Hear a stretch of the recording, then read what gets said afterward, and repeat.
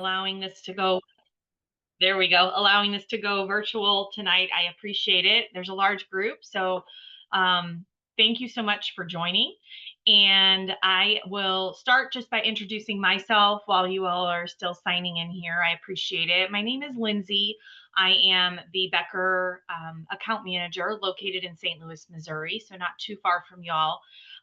But certainly work with students in Illinois, a little part of Missouri as well, and help you all to not only succeed on the CPA exam through our Becker review materials, but we also have other products as well. So once you're in your career choice, your field, the industry that you choose, you'll see Becker around. We provide CPE materials for you all to keep your credentials current.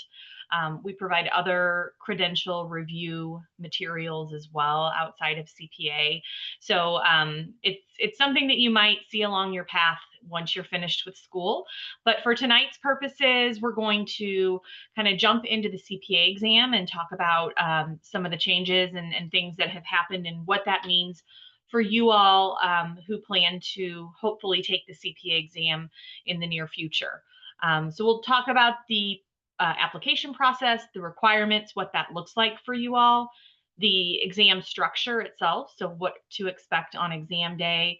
We have some new discipline sections. That's a result of CPA evolution that took place back in 2024. There are time management strategy, study tips, other kind of pro tips towards the end of the presentation, and then we'll go over various tools and resources that you all have at your fingertips as a student there at Western. So again, this is casual. My presentation won't take too long. We should have time for questions, and I'll try to keep an eye on chat, but we can always come back to that towards the end of the presentation if there's additional questions. So let's just kind of get started and level set and make sure everybody's on the same page as far as the CPA exam itself. It now has, well, it's always had 4 sections, but the layout of those sections is a little bit different, like I said, after CPA evolution. So financial, audit, and regulation are what we call the 3 core sections. Those sections are mandatory. You must take each of those sections, pass with a 75 or higher. You can take them in any state, any jurisdiction, even if you're sitting for the state of Illinois, but meaning that you'll practice in Illinois someday, but perhaps you plan to, or you live in the Missouri area or a different state, you can sit for the state of Illinois in a different state, perhaps over a holiday break or a summer break. That is completely acceptable. You have 30 months to pass. Lindsay, yep. Can you hear me? Yep. I'm not seeing your screen. Is everyone else seeing her screen? I'm like, is it just me? I see it. Oh, you see I'm able it? to see it. All right, never mind. It is just me. Okay. Do you want me to like not take it away and then bring it back up? No, if everyone else is seeing it, that's fine. I just thought maybe it wasn't being shared, and it looks like it is. So never mind. Okay. Hopefully it comes back up for you, Cheryl. Sorry about that. No, that's okay. Thanks. Okay. The other thing here to keep in mind is that you have 30 months to pass each of these parts. So, well, all parts together. So that is a very large amount of time, over 2 years. We certainly don't recommend that you use that amount of time. We recommend that you get this done as quickly as possible and as close to the end of your time there at the end of your time, meaning closest to graduation as possible. After the 3 core sections, you'll have a choice on the discipline section. So there are 3 options for your discipline. You only have to take and pass one of those discipline sections in order for that to be your 4th and final part of the CPA exam. So we'll kind of break those down and talk about those in just a moment. But just know altogether there's 4 full parts. You take them individually 4 hours at a time, and you have to score a 75 or higher on each of the parts to consider it as a passed exam. So after, like I said, we'll talk about those disciplines here in just a moment. But let's see. There we go. Hopefully it's moving on to the next slide here for you all. Steps to becoming a CPA. So most of you are in step one right now. You're meeting the educational requirements in order to be eligible to sit for the CPA exam. In the second step, you will actually go ahead and submit your application. You'll submit your educational evaluation, or basically a transcript showing that you've taken the correct amount of courses and that you're eligible for the exam. And then while you're waiting for that approval to come through, you'll begin studying for the exam. So you'll register for your Becker materials. You'll create a study plan so that you know exactly which sections you plan to sit for when. And then you'll start studying. So you'll start with one section at a time. And there is no right or wrong way to sit for those sections. You can start with any section that you'd like. But that's what you'll start doing in step three, is actually studying and doing the hard work. In the fourth step, you'll schedule your exam. So you'll schedule it with a Prometric testing center, meaning that you will physically go to the testing center to take the exam, but you will be able to schedule that appointment online through their website. In order to do that, you need to receive a notice to schedule. And that's basically a confirmation of your application. So back in step two, while you're waiting for that confirmation, you begin studying. But when you receive it, they call it a notice to schedule. And it says, yes, this person is eligible to sit for this section. That notice to schedule expires after 6 months. So you want to be sure that you're really intentional about when you're planning to sit for those exams. So when you receive that notice to schedule, plan to be able to study and take that exam part within a 6-month window. Now, you can have more than one notice to schedule open at a time. So if you start studying for the first section and kind of seem to be moving through things, and then you go and take it, you can certainly open another notice to schedule midway through, studying for that first part in anticipation of starting the next section. So that's completely doable and acceptable if that is the route you decide to take. Now, in the last step here, after taking all 4 parts of the CPA exam and passing them within that 30-month window, there is an ethics exam that you'll need to take. You'll also need to obtain work experience within the state that you plan to practice in, and then you apply for your CPA license. So there's a few steps on the back end. The ethics exam, I'm told, is, I shouldn't say it's a breeze. Anything with this, you never want to take for granted is easy, but it is an open note exam that you take at home. So if you can pass all 4 parts of the CPA exam, chances are you're going to do pretty well on the ethics exam. So those are the general steps to becoming a CPA. We'll talk a little bit more in depth on some of the details with these. I'm just checking if there's any questions. Feel free to come off mute. I'm happy to answer those, or we can save them till the end, whatever works best. I don't think I see any questions in here just yet. Okay, we'll just keep going. All right. So the state requirements are going to be different for every single state. Like I mentioned earlier, work with Missouri and Illinois students. So their guidelines and requirements are very similar across the board, meaning you need to have 120 credit hours, college credit hours, in order to be eligible to sit for the exam. However, at this moment in time, you need 150 credit hours in order to obtain your license. So you can begin sitting when you have your bachelor's degree, but you will need 150 credit hours in order to receive your license.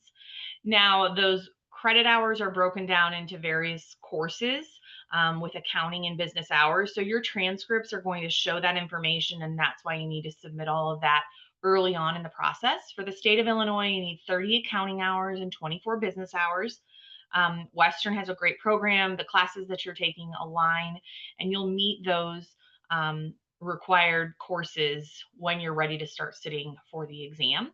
So just know that you should have the 30 accounting hours, the 24 business hours, and then of course we talked about needing the 150 to receive your license, that 1 year of work experience, and then taking the ethics exam at the end. Those are kind of the other state requirements, and each state is a little bit different. So if you are planning to get your license in another state, I'm happy to connect you with an account manager that is specific to that state and maybe knows a little bit more about the guidelines and different requirements that are needed for that particular state. So certainly something I can help connect you with someone if you aren't sitting for the state of Illinois or Missouri.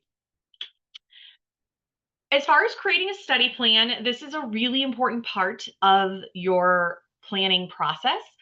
You'll find that kind of across the board, preparing and having some sort of a plan is really important because this isn't a quick exam to take. It takes a lot of time. It takes a lot of studying. And so you want to make sure that you're planning appropriately. And Becker helps you do that through our study planner tool within our software. So when you receive your Becker materials and get registered for those, this is one of the first things you'll do to get set up within the software. You'll create a study plan. You'll tell us how long you want to study, each week. Are you wanting to study 10 hours a week, 12 hours a week, what that might look like, how many days you want to study? Maybe you absolutely need to have Sunday off, or you want a day in the middle of the week off on Wednesday.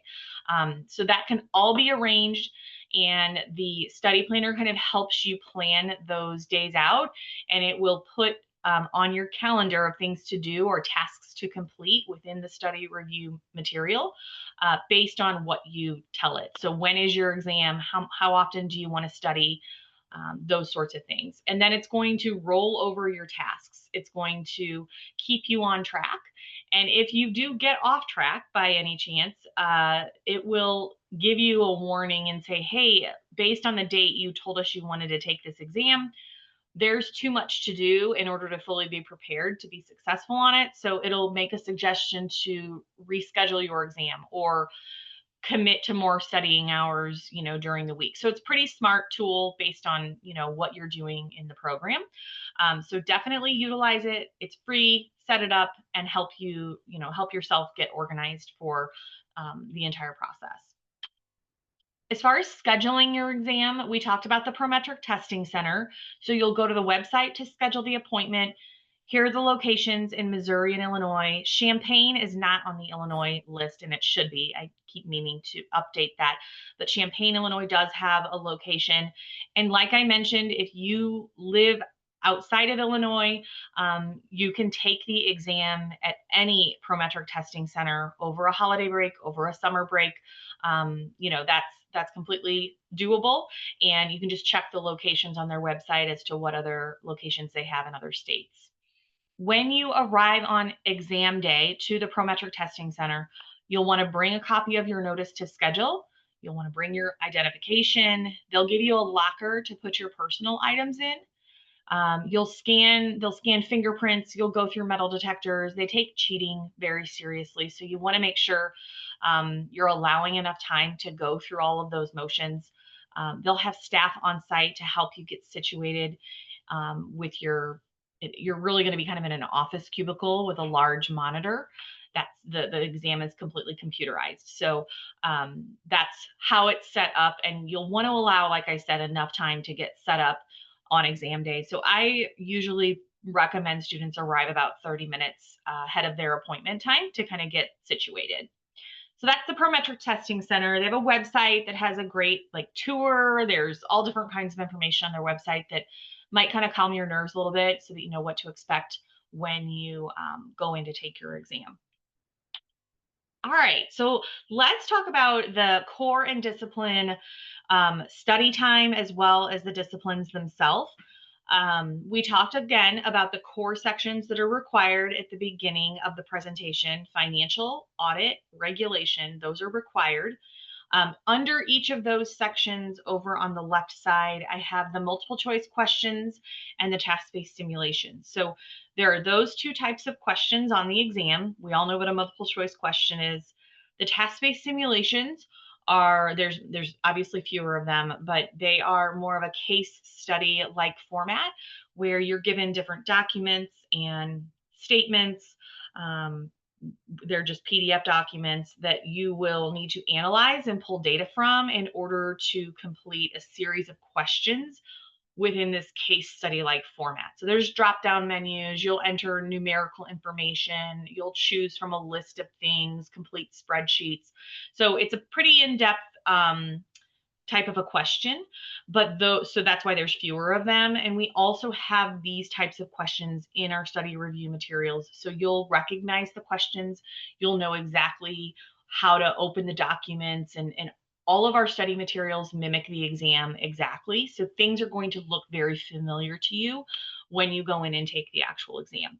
So those are the two types of questions. They're across the board on the core sections, as well as the discipline choices over here on the right-hand side. So the discipline choices are business analysis and reporting, information systems and controls, and then tax compliance and planning. So those are the three choices. You only need to choose one and pass it.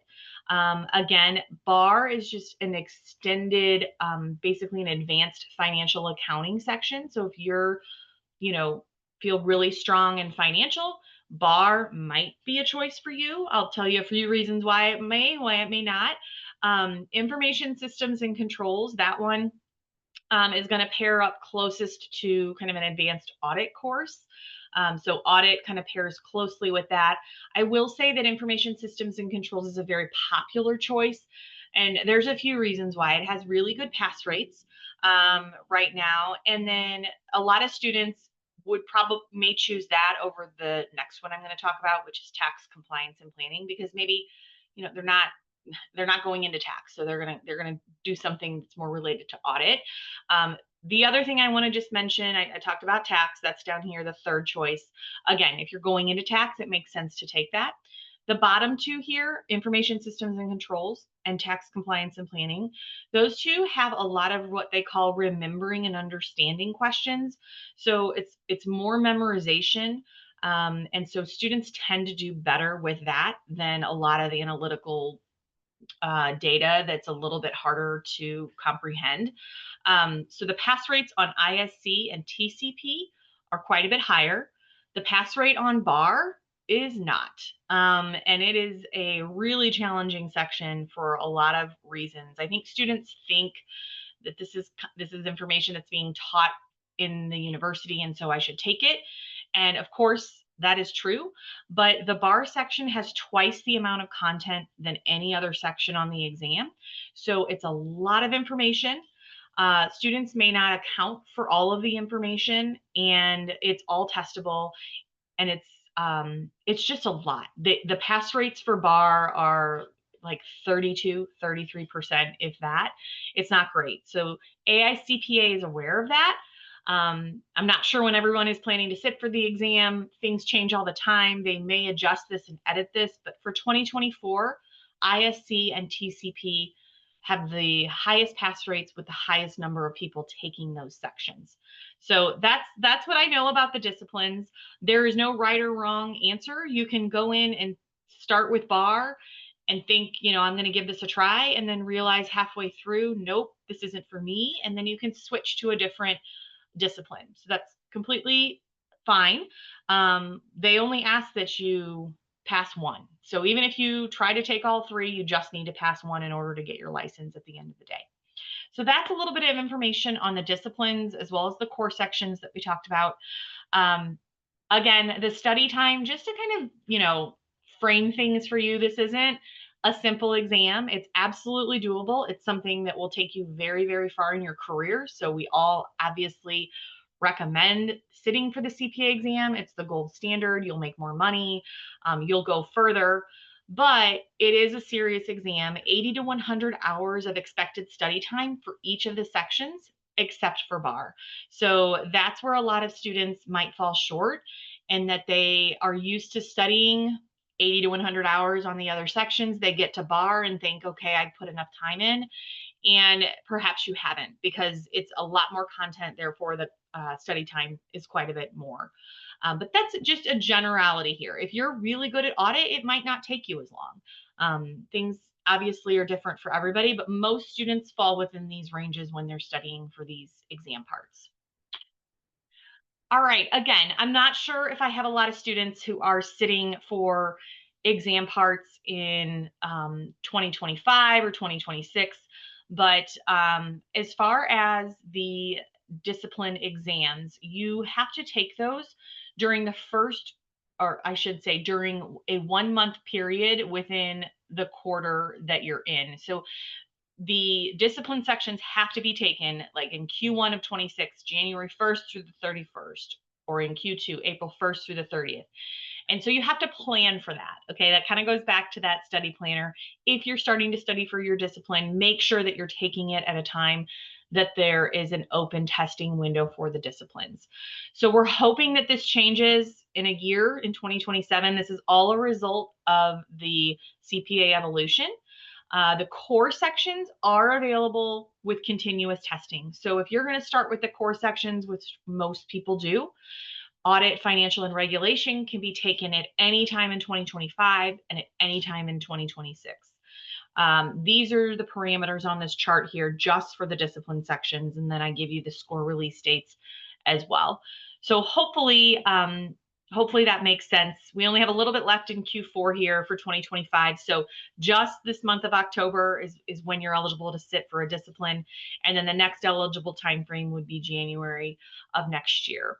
So hopefully that makes sense. This will likely change when we get closer to 2027. But again, if you're not sitting until then or even after that point, let us know and we can. I'm usually speaking with students at WIU usually every year, sometimes twice in a year. So, certainly something we'll keep you posted on. All right, a couple of key things for studying and what to expect on exam day. So each exam section is broken down into what they're calling testlets. So this is for the financial section, this is for the discipline section, and basically they take the amount of questions in that section of the exam and break them down into these testlets. So the first testlet and the second testlet are always made up of the multiple choice questions. So that's what you're going to start the exam with. You'll start, if, for example, the FAR section has 50 multiple choice questions. So there'll be 25 in testlet 1 and 25 in testlet 2. Once you submit testlet 1 and move on, you can't go backwards. So it's obviously, you have to keep the direction of the exam there towards the top. You always have to be moving forward. When you're in a testlet, you can move around in it. You can start at the end of the question set. You can skip around. You can flag questions.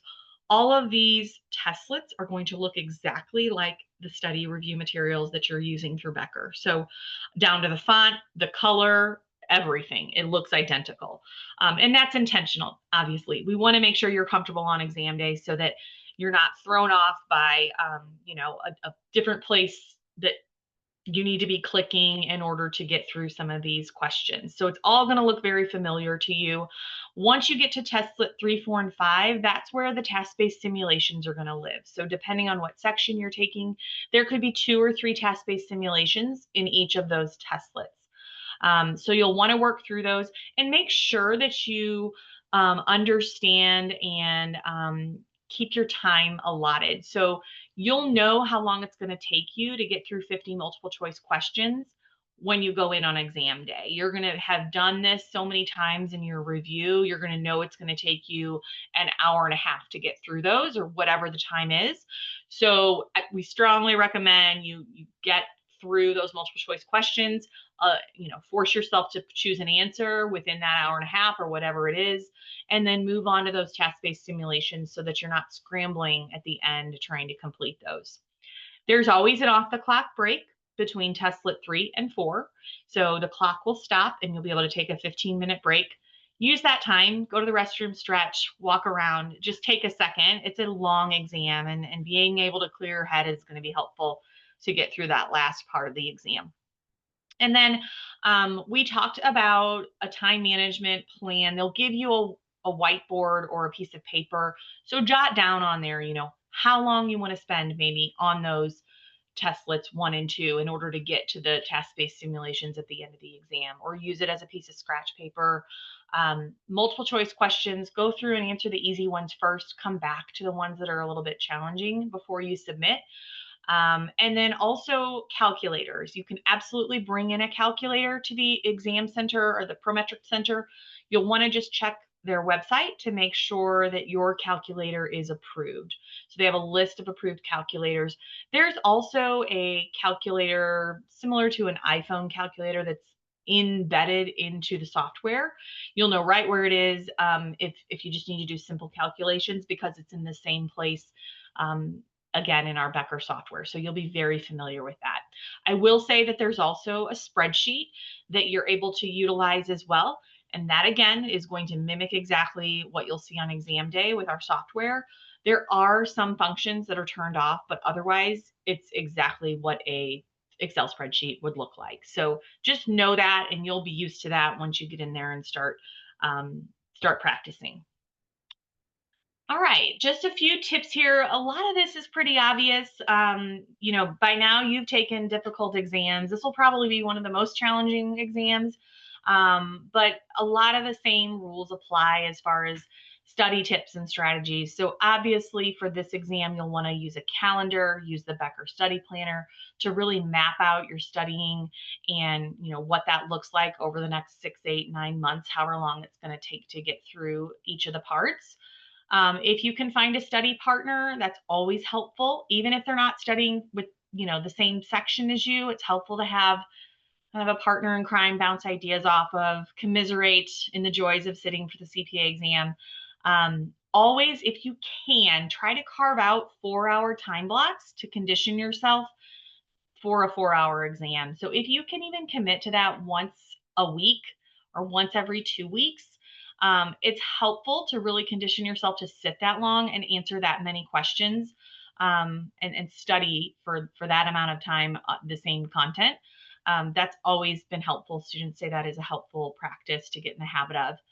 We do have practice tests available in our review course, and we recommend that students mimic the exam section that they're sitting for by choosing the same number of questions in a testlet. So similar to what I was saying on the previous slide, the financial section has 50 multiple choice questions. So set up a practice test in preparation for that with 50 financial multiple choice questions. It's really simple to do.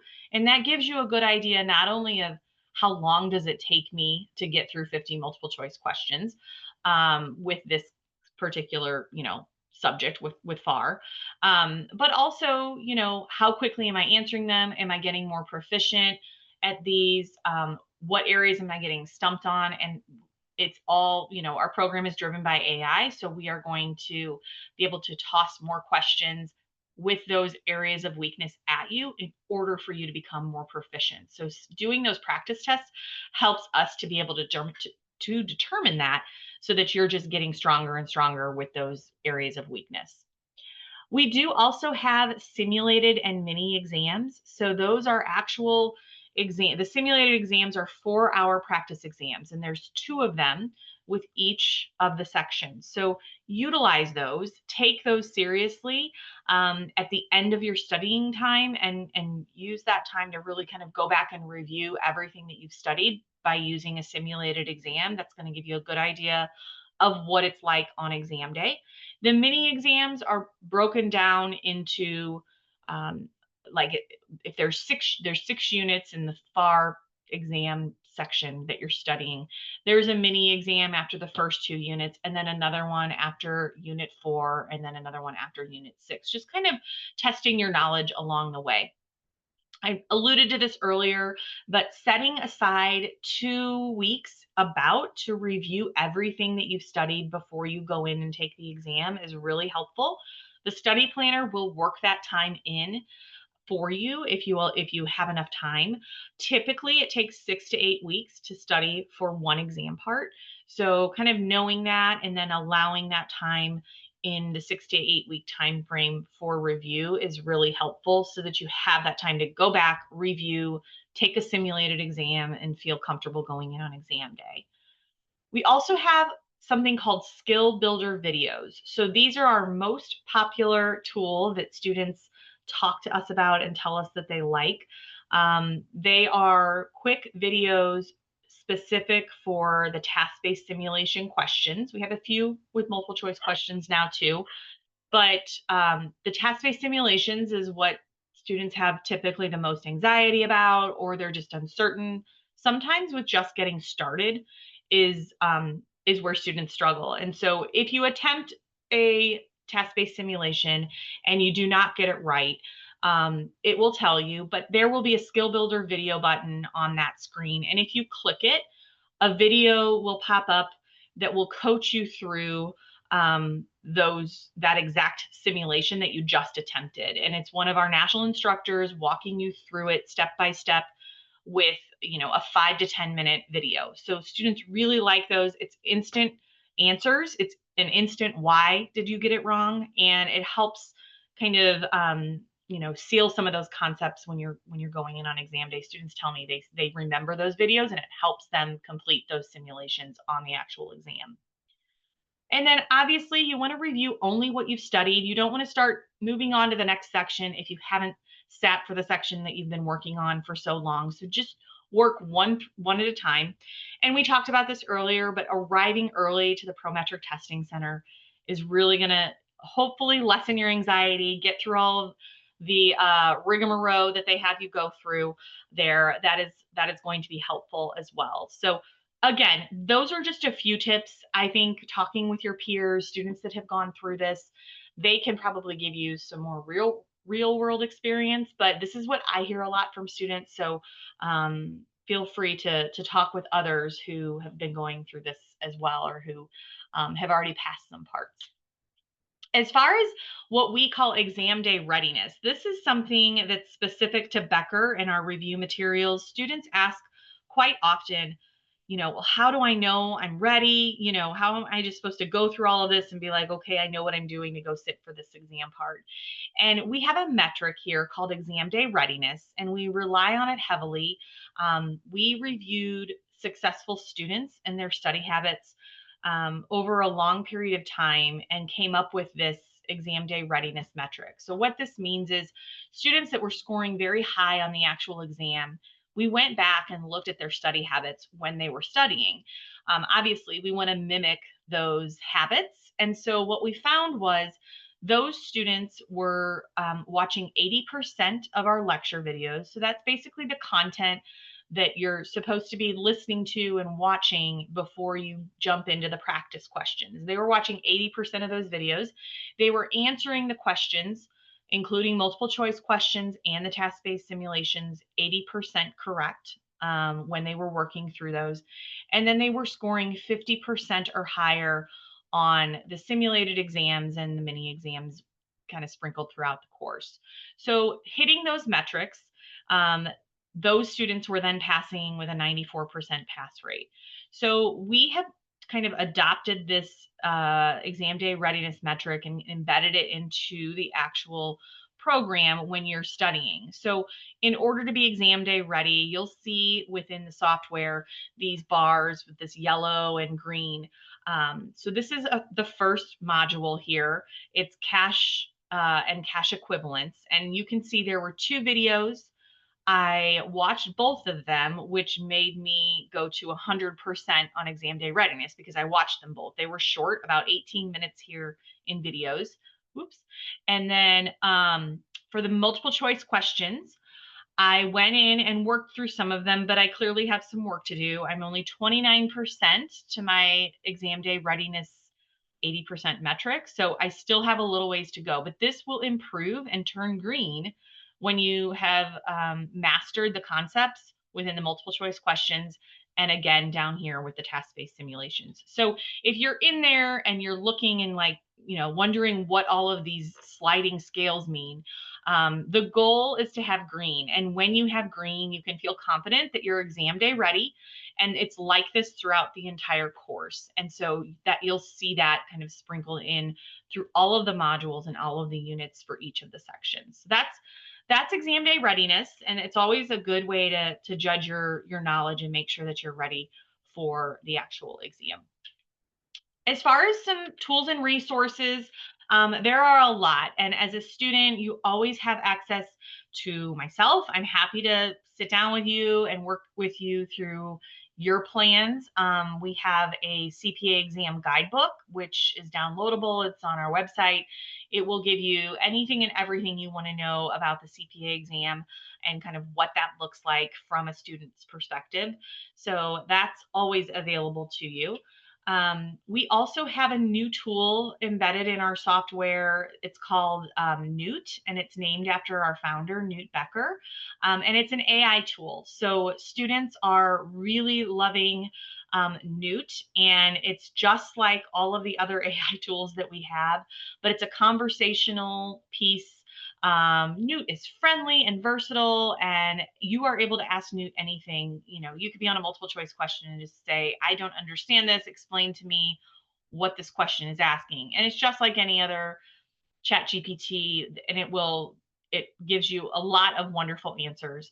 And so it's really a helpful tool. Students are really liking it. And this is with our CPA review material along with all of our other credentials. But it's a great assistant to have as you're working through some of the software here. So just know that is available with every single package and every single review course that we have. Another thing I just want to give a plug to here is what we call Becker Academy. So Becker, as you know, is CPA exam review material, and that's what we've mainly been talking about today. But if you are really unsure if you are ready to start studying for the exam, our Becker Academy product is a great option for you. We've found that some students struggle with the accounting foundations, just the accounting cycle, and kind of how everything builds from there. And so everyone is eligible to take a free diagnostic exam.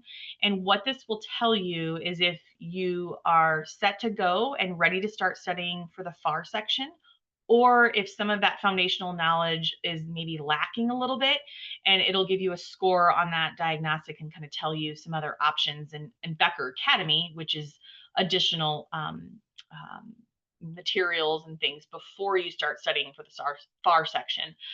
So again, this is supplemental material that is everyone is eligible for by taking that free diagnostic exam. So we have it right now for the FAR section, but we're also adding this in for all of the other sections so that you can kind of have an understanding of, am I ready to sit for this section, or do I need maybe a little extra support before doing so? So keep an eye out for more information on that. We started with FAR because that's where we see the most anxiety with students. They tend to have the most anxiety with that section and kind of getting started. That's typically what students will take first. All right, let's almost done here. Whoops. There we go. And then the last resource here is a CPA exam review demo. So everyone is eligible for a 14-day free demo to actually go on to the CPA review course and take a look at the disciplines, all of the core sections, the multiple choice questions, all of the skill builder videos and test-based simulations that we talked about, the study planner. So anyone and everyone is able to go ahead and use that and just link it for free for 14 days to try it out. I also encourage you all to check with your employers about, if they will cover the cost of your CPA review materials. Most of them will. And so that's always a good question to ask them while you're being recruited, to check in and make sure that you have a way to cover the cost of these materials. And typically there's a bonus structure with most companies. They want you to pass the CPA exam as much as you do. So checking with them on some of those perks and incentives is going to really, be helpful and show them that, you're serious about the exam, and you certainly, want to get your credential, but asking those questions is always a good start. So again, that's the review demo, and that's available on the website. And I think that was the last slide. Yes. So again, this is my information, and I wanted to also take a second to remind everybody that Anisha is the campus ambassador, and her and I work together to make sure that students have what they need at Western. So I'm not sure if she's on the call. She doesn't necessarily have to say anything, but I just wanted everybody to know that you do have an ambassador and an ally on campus. with any questions you have regarding Becker. Anisha will certainly try to answer your questions. And if not, I'm here and I can jump on a call with you or help with any concerns that you might have as you all get ready to start studying for the exam. So that was all that I had. Cheryl, I didn't know if there was anything you wanted to add or if we had questions.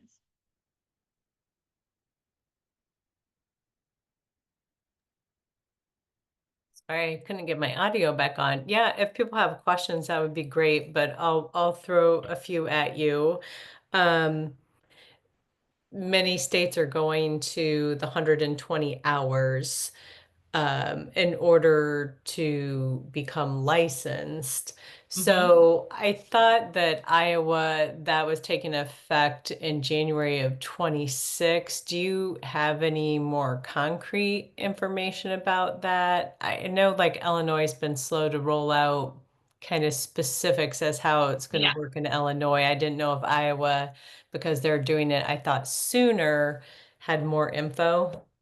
Yeah, so I don't know all of the details for Iowa. I just don't cover that state. So I'm not 100% sure on Iowa. I know that Illinois has passed the 120 pathway, I guess is what they're calling it.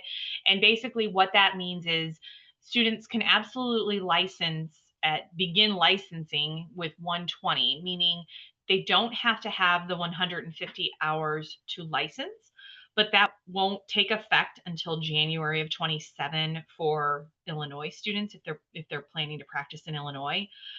If they do opt to go that route and use, get their license with the 120, they would need 2 years of work experience in order to use that 120 for their license, if that makes sense. So it's basically a way to, you know, get more experience, but it might take a little longer just based on the 2 year requirement. Or if you are staying on and you already have 150 and you meet the requirements, you would only need 1 year of work experience if you had the 150 uh, hours for your licensure, if that makes sense. What is Missouri? Have they passed? Yeah, Missouri has not passed. Missouri is usually a year behind Illinois, is what I've found for most things. They're definitely discussing it, and they have not. Universities are sort of starting to prepare, but nothing has really been set in stone for Missouri just yet. Illinois always tends to be a little bit a little bit faster to move. And I feel like Missouri just kind of like sits back and waits to see what happens in, in Illinois. And then they're like, okay, we'll do it this way or we'll learn from this. But no word yet on anything passing in Missouri. There was a question in the chat. I don't know if you want me to read it or can you see it? Here we go. Yes. Okay. I know we have some underclassmen in this meeting. When do you recommend that they start studying for the exam? Good question, Kayla. So honestly, and this might involve Cheryl too, most students, I personally don't recommend they really start studying until they are closer to, the 120, even the one, if they're staying on and getting the 150, really that like 130 mark tends to be the prime time because you're in some upper level accounting classes. And that's really the only reason. Students who sit really at that 120, if you haven't had any upper level accounting courses, you may struggle a little bit more or lean on your software, your review materials to almost teach you some of those concepts more than already knowing them from being in the class.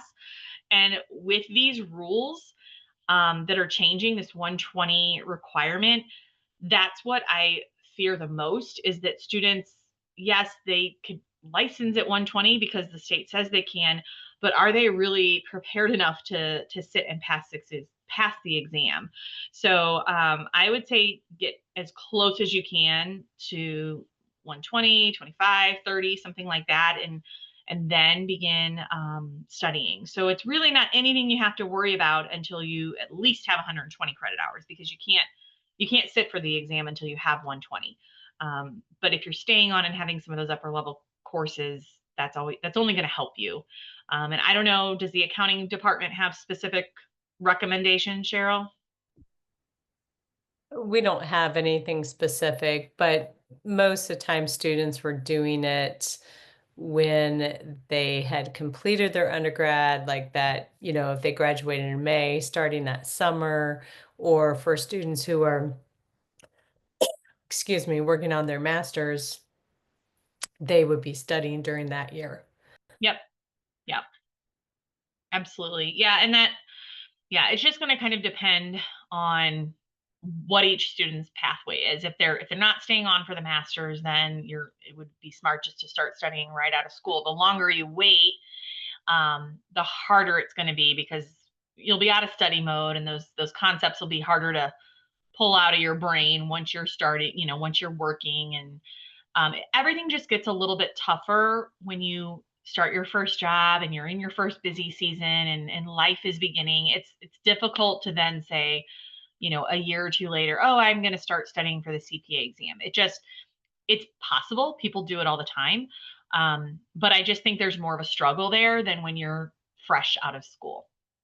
So we always recommend trying to do it as soon as you can, right out of school. It is a study-based exam instead of like a practical experience exam, and maybe I'm stating that poorly. But so there are advantages to taking it close to school, and also just the fact that, like Lindsay said, you're in that study mode already, and you just keep that up. And believe it or not, it does get harder the farther away from school you try to do it. So, Right. Yes, exactly. And I went on, I got off the mute. I don't know what happened there. It's difficult because I know everybody always thinks they're busy in whatever moment they are in life. And but just hearing from both students and folks that have taken it later in life, they always say, gosh, I wish I would have just done this right out of school. So um yeah, and you'll be able to go further. So you won't hit a ceiling if you want to, be manager or supervisor. You'll be able to do those things. A lot of folks hit a ceiling and then they can't go any further until they pass the exam, because a license is required for those job roles that they're intending to pursue. The and question? there was another one in the chat. Let's see. Let me pull this up. How many modules are in each section? So it depends. There's always, for all of the sections, there's always 6 units. So 6 units. And then I would say between 9 and 12 modules per unit, about. It can fluctuate a little bit, but there's 6 units for each section. And I mean, I don't know how much time we have. I'm happy to pull it up and show folks, or they may be too early in the stage here to care exactly what it looks like, but it's certainly something that everybody can access to just try on their own as well. But that's how many modules there are typically. Do you still do the print book? Yeah. Okay.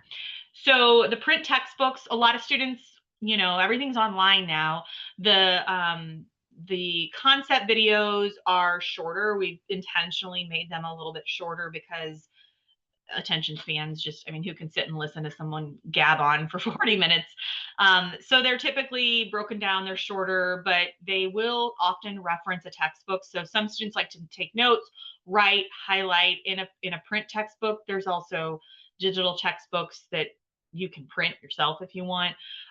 There's also slide decks to all of the concept videos, that there's graphics and things to help you understand different concepts. So there's a lot of tools and things that are available to you as a student once you log in, and depending on how you like to study.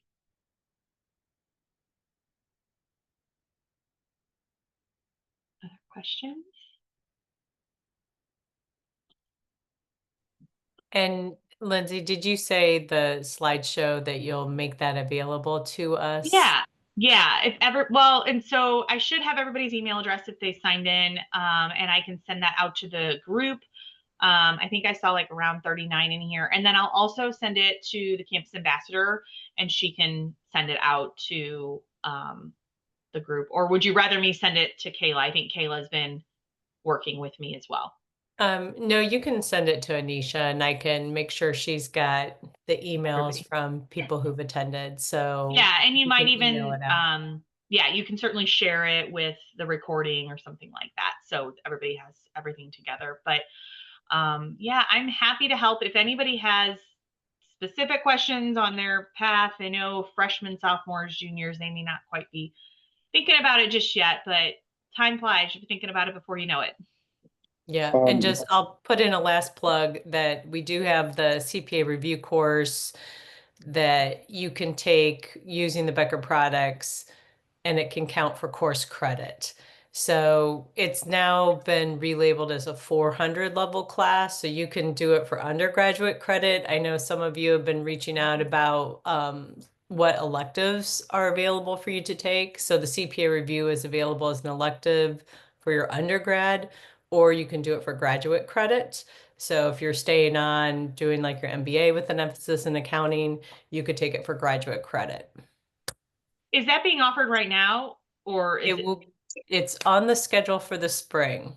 It is. Okay. Yes. Okay, perfect. Yeah, because I know I'm sure it just depends on enrollments and you know how many students to make it worth your while. But yeah, I will yeah, that's that's a great feature to mention, especially if you're going Yes, to get credit for it. I exactly. have So it's a, it's a lot of work for those 3 semester hours, Yeah. but if you're planning on sitting for the CPA exam anyway, and you're already doing that, Yeah. you get course credit on top of it. So it's a win-win. Yep. Colin, do you have a question? I do have one more question. Say you were to pass the test and get your CPA license in Illinois and then later on in life move to another state. Yep. Does the license transfer or would you have to retest somewhere? You will never have to retest as long as you keep your credential current. So that's CPE and all of that. Yes, you never want to have to take it again. You can transfer your license. There's always going to be a fee. Typically, it's around $300, I believe, to transfer it. And most of the time, your employer is going to cover the cost of that. I know a lot of students who I live in St. Louis, so Illinois and Missouri, we're so close, and oftentimes firms will have clients on either side of the river. So a lot of students can dual credential, meaning they can practice in both states. And so that also being the case, you can typically your firm will cover the cost of that, whatever that fee is, in order to have it transferred to the other state. Perfect. Good question. It's hard to know where you're going to live the rest of your life when you're 20 years old, right? Yeah. And and just another point too, you can take the CPA exam anywhere. Yeah. So generally you pick a state to apply to and go through all the steps of starting that process, but the exam itself isn't dependent upon the state where you fill out the application. So the Right. exam is nationwide. You can even take it at some international locations as well. Mm-hmm. Yep. So, I mean, you can, if you applied to Illinois to do the CPA exam, you could, and you happen to be in Florida, you can go to a Prometric site in Florida. You don't have to take it physically somewhere in Illinois. Yeah. I have had students tell me that there's usually like a couple of students told me that their group of friends, like maybe three or four of them, made it like a CPA road trip and like went and looked at cool places. I'm like, well, did you pass the exam? And they like checked out Prometric testing centers in like 4 different states to test. So I mean, yeah. So, kids think of everything, but whatever makes it fun and as long as you pass, it doesn't matter. That's really interesting. I'm like, I hope they did things after taking the exam instead of beforehand, but Right. I know. I whatever. didn't ask a lot of questions. I did ask if they passed, and all of them did. So I didn't question it too much. Whatever works. That's right. That's Any other last questions for Lindsay before we sign off? right. Okay. Well, thank you so much for doing this yet again. I really appreciate Of it. course, I really appreciate it, and thanks for being flexible with the way we met tonight. And look forward to being on campus soon, and we'll talk soon, I'm sure. Thanks so much, Cheryl. Thanks, Okay. everybody. Thanks, Lindsay. Bye. See ya. Bye.